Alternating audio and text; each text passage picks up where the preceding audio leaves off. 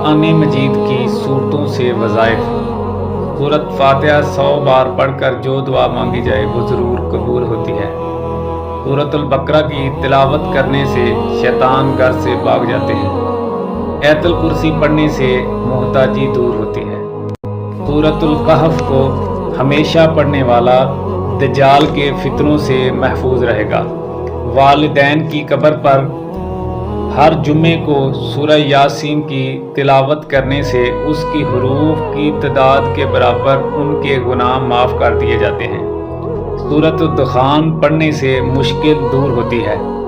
جو قریب المرگ ہو اس پر سورۃ جاشیہ کا دم کرنے سے اس کا خاتمہ بالخیر ہوتا ہے۔ سورۃ حجرات کا پڑھنا اور دم کر کے پینا گھر میں خیر و برکت کے لیے مفید ہے۔ سورۃ الکہف پڑھنے سے جو باغ ہوتے ہیں ان کے پھلوں میں اضافہ ہوتا ہے۔ سورۃ رحمان 11 بار پڑھنے سے تمام مقاصد پورے ہوتے ہیں۔ سورۃ واقعہ جو شخص روزانہ پڑھے گا اس کو فاقہ نہ ہوگا۔ سورۃ ملک کو ہر رات پڑھنے والا عذاب قبر سے محفوظ رہے گا۔ سورہ مزمل کو 11 بار پڑھنے سے ہر مشکل آسان ہو جاتی ہے۔ سورۃ مدثر کو پڑھ کر حفظ قرآن کی دعا مانگنے سے قرآن کریم کا یاد کرنا آسان ہو جاتا ہے۔ جو بچے حفظ کر رہے ہیں ان کے لیے بہت ہی مجرب اور آزمودہ وظیفہ ہے۔ سورۃ الضحیٰ پڑھنے سے سورہ علم نشرہ جس مال پر پڑھ کر دب کیا جائے اس میں برکت ہوتی ہے۔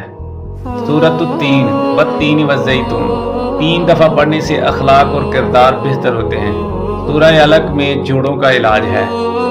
سورۃ القدر جو صبح و شام پڑھے گا اللہ عز و جل اس کی عزت بڑھا دے گا۔ سورۃ البینہ برس اور یرکان کا علاج ہے۔ جس کے جانور کو نظر لگی ہو اس پر سورہ عادیات کا دم بہت مفید ہے۔ سورۃ القاریہ پڑھنے سے بلاؤں سے حفاظت رہتی ہے۔ سورۃ التکاثر کو 300 بار پڑھنے سے جلد قرض ادا ہو جاتا ہے۔ سورۃ العصر پڑھنے سے غم دور ہو جاتے ہیں۔ سورہ ہمزہ اور سورہ فیل دشمن کے شر سے حفاظت کے لیے بہت مفید ہے۔ سورہ قریش جان کی حفاظت کے لیے بڑی مفید ہے۔ سورۃ الماعون بڑی مشکل کے وقت بہت ہی مفید ہے۔ سورہ کوثر کی تلاوت کرنے سے بے اولاد صاحب اولاد ہو جاتا ہے۔